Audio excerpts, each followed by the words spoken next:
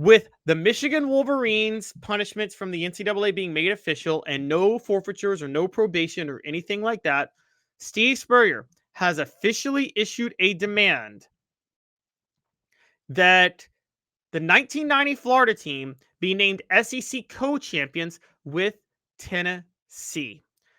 He said that on another duly noted podcast with Pat Dooley, who we've had on this show. Here's the exact quotes from Steve Spurrier. And guys, I'm going to try Steve Spurrier accent now. It was interesting. This week came out with the penalty for Michigan and the sign stealing controversy of 2 years ago and so forth. Anyway, the NCAA said on purpose, we did not have a postseason ban. Said the team and the staff there were not responsible for what happened 2-3 years ago. Then he addressed Florida, how that punished them the other way. Because in 1990, Florida finished the year 9-2.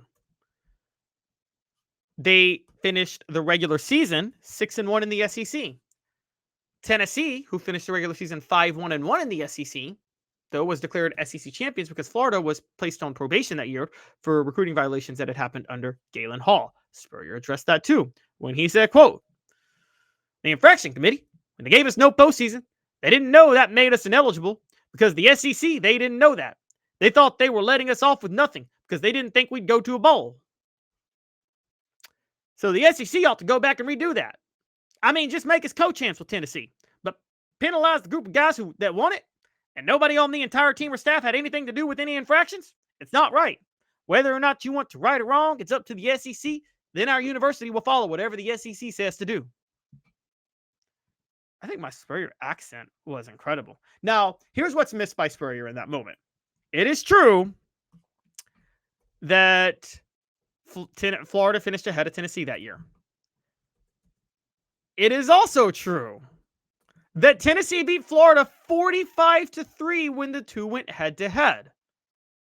However, all due respect, there's no denying that Florida won at Alabama, who beat Tennessee in Knoxville, and that Tennessee tied Auburn on the road and lost a team that Florida beat 48-7. So I know Tennessee blew out Florida, but the SEC standings were based on record at that time, and Florida was better than Tennessee. So here's going to be my take, and it's Bank on It. Brought to you by Commercial Bank. Member FDIC, life made better. Bank on it. Florida is going to officially recognize themselves as 1990 SEC champions within the next 2 years. Bank on it. Commercial Bank is your neighborhood bank. What makes us different from other banks? We understand that every customer has unique opportunities, challenges, and financial concerns. We don't expect you to fit into the same box as the next person or business. Whether it's purchasing a home, saving for your child's future, or planning for your next vacation, we're with you every step of the way to navigate life's big decisions. Commercial Bank. Life made better. Florida's going to recognize themselves as 1990 SEC champions before it's all said and done, to the chagrin of the SEC, but the SEC with Spurrier and the weight he can pull won't do anything about it, particularly with Florida looking desperate since they haven't won anything, and since they haven't won the SEC in 17 years. That's pushing Tennessee numbers, since Tennessee's is 27 years, but you guys get the picture. Here's the point. Spurrier is right. They should be declared, they should have been 1990 SEC champions. And for those who think Tennessee deserved it because Tennessee beat Florida 45-3, Tennessee also tied Auburn. They blew a 26-9 lead against Auburn and tied 26-26 that day and missed a straightaway field goal to win the game late. If they do that, I'd be saying something different. They would be SEC champions. But you had ties in college football that year. Okay? And Tennessee tied Auburn. So Tennessee was 5-1-1. Florida was 6-1. Florida had the better record. Also, Florida beat Alabama. Tennessee didn't have to lose to Alabama. Tennessee lost 9-6 at home to Alabama. Not a good Alabama team. A team that finished the year strong, yes, to their credit. But that Alabama team, Tennessee was better than. So Tennessee has themselves to blame for the fact that Florida has this case. Now, funny enough, Tennessee also tied with the best record for the SEC in Florida in 1985 at 5-1, and Florida beat Tennessee, but Florida was on probation that year. So the Johnny Majors era is 3 SEC championships for Tennessee: 1985, 1989, 1990. Tennessee shared it 3 ways with Alabama and Auburn in 1989. In 90 and 85, they actually finished what would have been second to Florida, but Florida was on probation both times. Really puts a damper on the Johnny Majors era. I'm sorry, it does. But it's just the way it is. Tennessee was always good for under Majors. Some losses they shouldn't have had. It happened regularly, despite the talent. They would drop a game that they should never drop somewhere.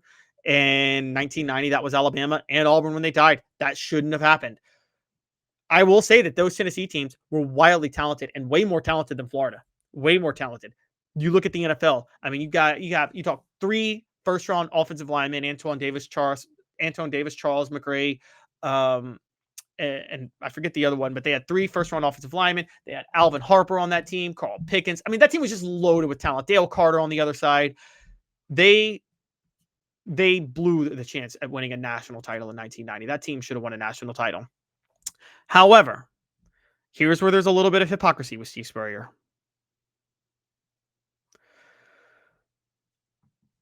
Florida won the 1993 SEC championship. Now, that was the year that the SEC title game had already started. It was the year after. But Florida won it by getting to play Alabama. Auburn beat Florida that year in the regular season to finish undefeated Terry Bowden's first year, but they were on probation because of things that had happened before. Should Auburn have to share the SEC title with Steve Spurrier of 1993? Yeah, I don't think he's going to admit that they should do that. That's where Spurrier's a little bit hypocritical. But in the grand scheme of things, though, with everything else, he does have a point. I just think he's also losing sight of the fact that Auburn should have to share it. And also, if you want to talk retroactive rulings,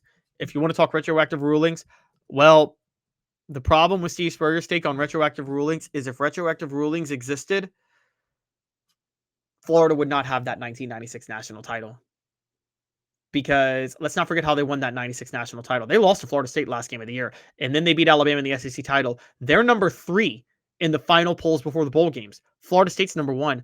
Ohio State was number 2. Not Ohio State, excuse me. Arizona State was number 2 that year because Arizona State had gone undefeated in the regular season. So had the BCS existed then, it would have been Florida State versus Arizona State for the national title. And Florida would never have played for it or won it. So Spurrier needs to be a little bit careful with what he's talking about here. Just saying, be a little bit careful with what you're talking about. Because you talk a little retroactive rulings, you might have to share an SEC title yourself, and you might not have the one national title you have on your resume. That's a scary thought, man. I'm just saying, that's a bit of a scary thought.